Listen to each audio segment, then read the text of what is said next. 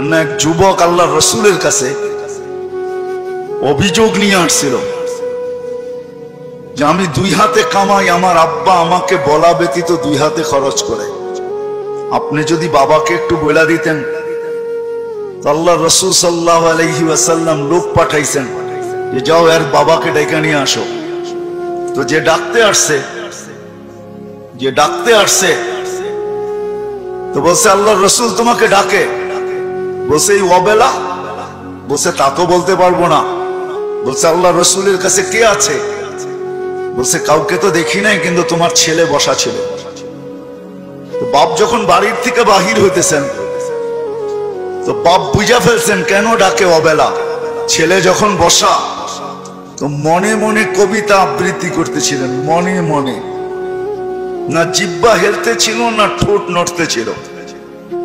তো জিবরিল আলাইহিস সালাম আয়েশা বইলা দিয়া গেছে যে আসতেছে, কিন্তু মনে মনে কবিতা পড়তে পড়তে। আল্লাহ বলছে সালাম দিবে, জবাব দিয়া কবিতা গুলা শুনা নিতে। তো বাবা যখন সালাম দিয়া ঢুকছেন তো আল্লাহ রাসূল বলছে কবিতা শোনাও। তো সাহাবী রাসূল বলতেছিল মান আখবারাক, আপনাকে কে খবর দিল? আমি তো জিহ্বা হেলাই নাই, ঠোঁটও নাড়াই নাই, মনে মনে পড়তেছিলাম। আল্লাহ রাসূল বলতেছিল নাব্বাআনি আল আলিমুল খাবীর, আল্লাহ আমাকে জানায়া দিছেন, আল্লাহ আমাকে জানায়া দিছেন। তো যখন কবিতা পড়তেছিল আল্লাহর রাসূল তো আব্বাকে দেখেন নাই, পেটে আসতে দেরি, আব্বা দুনিয়ার থেকে যাইতে দেরি করেন নাই। বিরাট বড় একটা শূন্যতা ভিতরে ছিল। বাপ দেখাও তো একটা বিষয়, বাপকে দেখেন নাই বিদায় ভিতরে একটা শূন্যতা ছিল। তো বৃদ্ধ কবিতা পড়তেছিল আর আল্লাহ রাসূল চোখের পানি জড়াইতেছিলেন। কবিতা অনেক লম্বা, আমি দুই একটার তর্জমা শুনাই আপনাদেরকে। বৃদ্ধ বলতেছিল মনে বড় আশা ছিল, একা আছি, দুইজন কবে হব? হয়ে গেলাম দুইজন। তো দুজনেরই আশা জাগলো যে আমাদের কুল ভরবে কবে। আল্লাহ কোলো ভরা দিল যেদিন তুমি আসলে।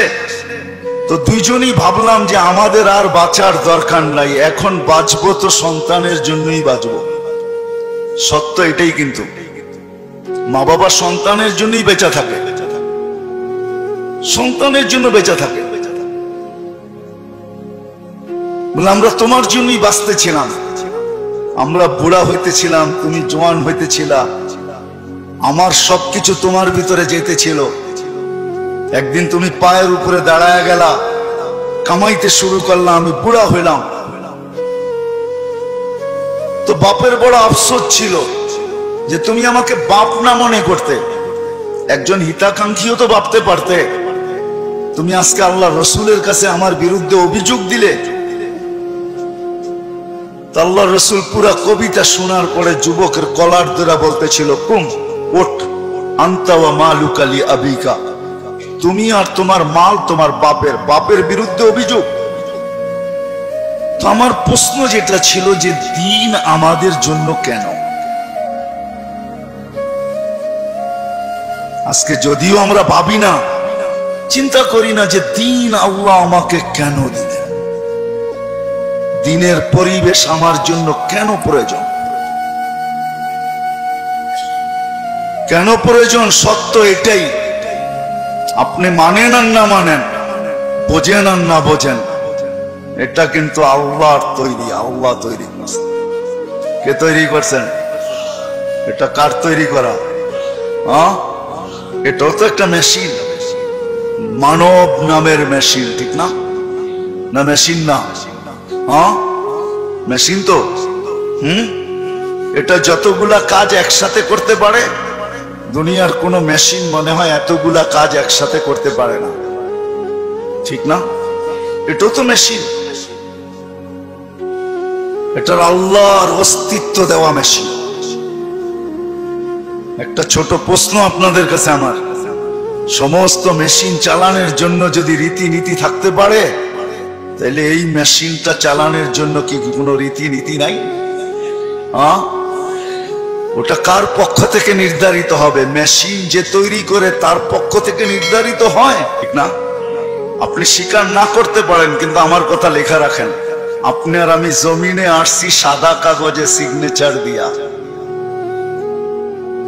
আমি কোরআন দিব আপনাকে, সাদা কাগজে শুধু সিগনেচার দেই না, সাথে সাথে ফিঙ্গারও দিয়ে আসছি, ফিঙ্গার। নাইলে কোরআন এই কথা চিৎকার দিয়ে কোনোদিন বলতো না, আলাস্তু বিরাব্বিকুম ক্বালু বালা। আল্লাহ জিজ্ঞাসা করছিলেন আমি কি রব নই? আমরা সিগনেচার দিয়ে আসছি সাদা কাগজে, আপনি আমাদের রব। আজকে যদিও নাকি আমরা ভুলে গেছি, সত্য এটাই, সমাজের চতুর্দিকে তাকাইলে দেখা যায় সবকিছু পাওয়ার পরে ভুলছি তো শুধু আল্লাহকে ভুলছি, আর কাউকে ভুলি নাই। আপনি যুবকের দিকে তাকান আর বৃদ্ধের দিকে তাকান, নারীর দিকে তাকান আর পুরুষের দিকে তাকান, শিক্ষিতর দিকে তাকান আর অশিক্ষিতর দিকে তাকান, গরিবের দিকে তাকান আর ধনীর দিকে তাকান, উচ্চ সোসাইটিওয়ালাদেরকে দেখেন আর নিম্ন সোসাইটিওয়ালাদেরকে দেখেন। সবার দিকে তাকাইলে একটা কথা সুস্পষ্ট, সবকিছু আল্লাহর থেকে পাওয়ার পরে কিন্তু আমরা ভুলে গেছি আল্লাহকে। সবকিছু পাওয়ার পরে, সত্য তো? হ্যাঁ, যদি প্রমাণ চান আমি দিতে পারি, প্রমাণ চান আমি যুক্তি দিয়ে দিতে পারি। বলেন ডেলি অক্সিজেন নেন কার? কে অক্সিজেন দেয় আমাদেরকে? হ্যাঁ মানেন? হ্যাঁ, আমার তো বুঝে আসে না আপনাদের এলাকায় ঢোকার পরে যে উন্নত বিশ্বের কোন লোককে যদি এই এলাকায় ছেড়ে দেওয়া হয়, বা ঢাকা শহরের গণবসতি এলাকাগুলাতে ছেড়ে দেওয়া হয়, বা পুরান ঢাকার কোনো গলিতে ঢুকাইয়া দেওয়া হয়, ও মনে হয় বাহির হইয়া ভাববে যে এইখানের মানুষ অক্সিজেন নেয় কি করে, ঠিক না? মনে হয় বুঝাইতে পারি না, কিন্তু আমাদের নিতে কোনো অসুবিধা হয়? হ্যাঁ, আপনার গলিতে অক্সিজেন কে ঢুকায়? হ্যাঁ, কাটটা নেই প্রতিদিন কার অক্সিজেন কতটুকু নেই জানি? হ্যাঁ, পার হেড 550 লিটার নেই। মাছ যদি 30 দিনে হয় তাহলে আর আপনি আর আমি 16,500 লিটার পার মান্থ নেই অক্সিজেন। বলেন এখানে আমরা যেই কজন বসা আছি ডেলি কতবার মন খুইলা আল্লাহ বলি? আল্লাহ, কতবার মন খুইলা আল্লাহ বলি?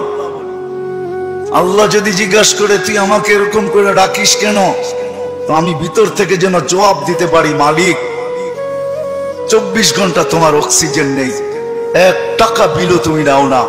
অথচ আমরা 2020-এ দেখছি এখনো মিডিয়ায় থাকতে পারে ঢাকার এক হাসপাতাল মাত্র আধা ঘন্টা অক্সিজেন দিছে আর 84,000 টাকা বিল বানাইছে, আর আমরা 24 ঘন্টা অক্সিজেন নেই। তুমি একবারও আমাদের থেকে বিল নাও না বা চাও না। আমার মন চাইলো তোমাকে আমি একবার মন বইরা আল্লাহ বইলা ডাকি। 3 দিন পর্যন্ত ঘরে পানি ব্যতীত কিচ্ছু নাই। 3 দিন চলতেছে ঘরের অবস্থা, শুধু পানি আছে আর কিচ্ছু নেই। 4র্থ দিন সকালে ঘরের অভিভাবক বাহির হইতেছে আর বলতেছে দোয়া করো আজকে যেন কিছু মিলে। কিন্তু যখন সন্ধ্যায় ফিরতেছেন ওই দিনও কিচ্ছু মিলে নাই, ওই দিনও কিচ্ছু মিলে নাই। কিন্তু ঘরের মহিলা বারবার রাস্তা দেখতেছেন যে আজকে কিছু মিলবে হয়তো, কিন্তু সন্ধ্যাবেলা যখন ঘরের পর্দা উঠায় দেখতেছেন আসতেছে, কিন্তু চেহারাটা মলিন, হাত দুইটা খালি। নাম পরে বলবো আমি। যখন একবারে ঘরের কাছে চলে আসছে, এখন আর আওয়াজ পর্দা নষ্ট হবে না, তো আওয়াজ দিছেন আলী। বুঝছেন তো? আলী রাদিয়াল্লাহু তাআলা আনহুর কথা বলতেছি। ফাতেমা রাদিয়াল্লাহু তাআলা আনহা আওয়াজ দিছেন আলী। তো চোখে চোখ পড়ছে, তো জিজ্ঞাসা করছে চেহারা মলিন কেন? বলছে আজকেও কিছু মিলে নাই। তো ঘরের মহিলা বলতেছে ওয়াজাদনা শাকারনা লাম নাজিস সাবারনা। পাবো তো শুকরিয়া আদায় করব না, পাবো তো সবর করব। দুনো অবস্থায় আল্লাহ আমাদের সাথে। আর আলী এটা জানো, আল্লাহ যাদের সাথে থাকে তাদের চেহারা মলিন হওয়ার শোভা পায় না। একটু ভাবেন না, একটু ভাবেন না। তো দরজা খোলার পরে যখন ঢুকতেছেন ঘরে, আলী রাদিয়াল্লাহু তাআলা আনহু বলতেছেন, ফাতেমা সাররাত ওয়া তাবাসসামাত।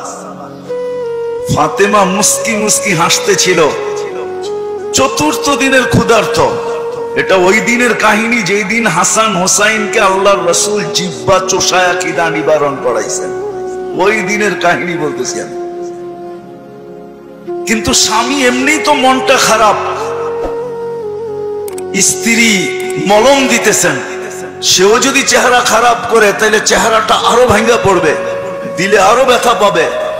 তো প্রথম সান্ত্বনা দিছে, আলী পাবো তো শুকরিয়া আদায় করব, না পাবো তো সবর করব।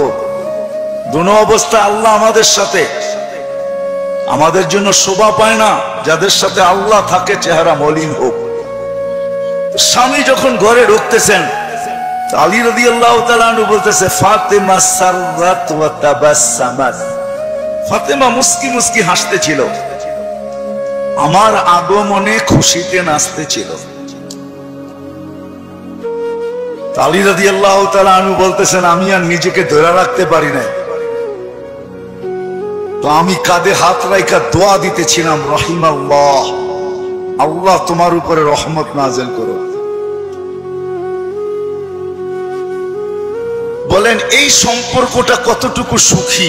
আমাদেরও তো এরকম একটা সম্পর্ক আছে, যদি আমরা তুলনা করি তাহলে ওই সম্পর্কটা কতটুকু সুখী, আমরা কতটুকু সুখী।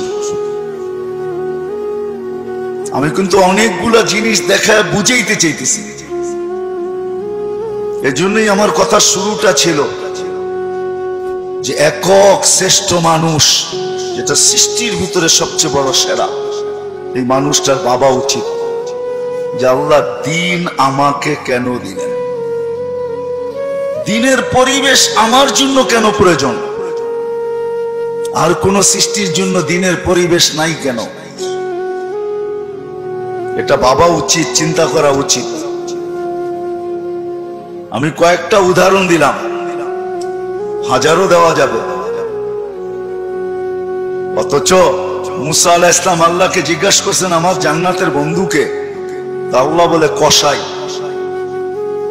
মুসা আলাইহিস সালাম ঠিকানা চাইছেন যে আমার জানা দরকার, কসাই এত বড় উচ্চ মর্যাদায় কি করে উঠলো, কি কাজের বিনিময়ে উঠলো যে আমার জান্নাতের বন্ধু হবে। তো মুসা আলাইহিস সালাম যায় দেখছেন, পুরা কাহিনীকে আমি শর্ট করতেছি, যে কসাই যখন সকালে বাড়ির থেকে বাহির হয় দোকানের উদ্দেশ্যে, তো বৃদ্ধা মার পরিপূর্ণ সেবা করা তারপরে দোকানে আসে। আবার যখন ফিরা যায় তো আগে মার সেবা করে তারপরে নিজের ঘরে যায়। তো যখনই মার সেবা শেষ করেন তখনই মা হাত উঠায় বলে, আল্লাহ আমার সন্তানকে মুসা আলাইহিস সালামের জান্নাতের সঙ্গী বানায় দিন। তো মুসা আলাইহিস সালাম যখন জিজ্ঞাসা করতেছিল কসাইকে যে তুমি সেবা করার পরে মা জানি কি বলতেছিল, তো কসাই হাসতেছিল আর বলতেছিল, পাগল মা, যখনই সেবা শেষ করি তো হাত উঠায় দোয়া করে যে আমি যেন মুসা আলাইহিস সালামের জান্নাতের সঙ্গী হই। তো মুসা আলাইহিস সালাম বলতেছে, মা পাগল না, তুই পাগল। মার দোয়া তোকে মুসার জান্নাতের সঙ্গী বানায় দিছে, আমি সেই মুসা। আমার জানা দরকার ছিল তুই এখানে পচলি, তো পচলি কি করে। এরকম সম্পর্কগুলো আজকে আমাদের যে সম্পর্কগুলা, কোন সম্পর্ক নিয়ে আমরা না সুখী, না সম্পর্কগুলো আমাদের সাথে সুখী। বুঝাইতে মনে হয় পারি না, কোন সম্পর্কই কিন্তু আমাদের সাথে সুখী না। ইমাম শাফি রহমতুল্লাহ আলাইহি সারাদিন পরিশ্রম করে আসতেন, সারাদিন। রাত্রে আম্মার পাও টিপতেন আর তেল লাগায় ঘুম পড়াইতেন। মা যতক্ষণ পর্যন্ত না ঘুম পড়তেন পাও টিপতে থাকতেন। আপনারা চিনেন না শাফি রহমতুল্লাহ আলাইকে? আমরা চিনি না। আর পরিচয় তুলে ধরাটাও সম্ভব না। 4 মযহাবের এক মযহাবের ইমাম উনি, যিনি প্রতি মাসে 61টি খতম, কোন মাসে 61টি কোরআন খতম করতেন, 61টি বার। উনি সারা রাত্র মাকে পাও টিপা ঘুম পড়াইতেন, মাঝে মাঝে তালুতে চুমা দিতেন। মা কাইপা উঠত, শাফি আমার পায়ের তালুতে চুমা? তো হাসতেন আর বলতেন, তোমার পায়ের তালুতে চুমা না, আমি তো আমার জান্নাতে চুমা দিয়া স্বাদ নিতেছি। মনে হয় বুঝাইতে পারি না। মানুষ যখন দিনের প্রয়োজন না মনে করে, আর দিন যখন না শিখে, দিন কেন এটা যখন না ভাবে যে দিন আমার জন্য কেন, তখনই কিন্তু সম্ভব হয় মার মতো সত্তাকেও বৃদ্ধাশ্রমে রেখা আসে, বাবার মতো ব্যক্তিত্বকেও বৃদ্ধাশ্রমে রেখা আসে। ঘরের থেকে বাহির করে,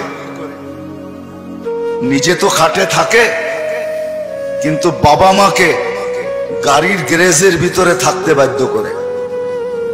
আমি আঙ্গুল দিয়ে দেখাবো না আপনাদেরকে, আমি দেখাইতে পারি, আমার কাছে রিপোর্ট আছে, আমরাও জানি। মানুষ যখন দিন না বোঝে, তখনই কিন্তু ভাই ভাইয়ের বিরুদ্ধে। আমি তো বৃদ্ধাশ্রমের কথা বলতেছি। আজকে তো মিডিয়াতে দেখা যায় সন্তান মা বাবাকে 7 টুকরা করে। সত্য তো? কারণটা কি? সে দিন বোঝে নাই, দিনের প্রয়োজনীয়তা মনে করে না, যে দিন আমার জন্য কেন, কেন দিলেন আল্লাহ আমার জন্য দিন। তখনই কিন্তু যা আমরা দেখতেছি বর্তমানে, এগুলা দেখতে হইতেছে এই জন্য যে ভাই ভাইয়ের বিরুদ্ধে কেস করতেছে।